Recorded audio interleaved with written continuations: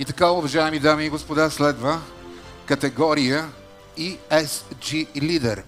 Екологичните, социалните и управленските аспекти са важна част от модерния бизнес. Тези принципи помагат на компаниите да се грижат за околната среда, подкрепят общностите и създават по-добри условия за своите служители. ESG не е просто идея, а практичен начин за по-добро бъдеще, Диана. А победител е Орбико България. Аплодисменти за Орбико България. Зелените политики са кауза на Орбико, защото те представляват същността на разбирането за отговорен бизнес.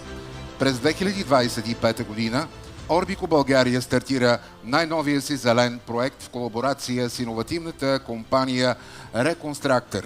Събитието е по повод Световния ден на Земята – Orbico Green Day, и е продължение на миналогодишния им проект Plant the Pencil.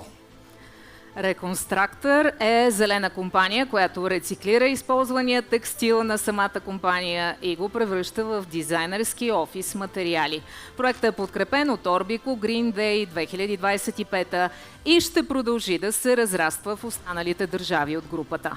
Проектът стартира със специално изработени поставки за чаши от рециклирано дърво с екодизайн и логото на Orbico Green Day.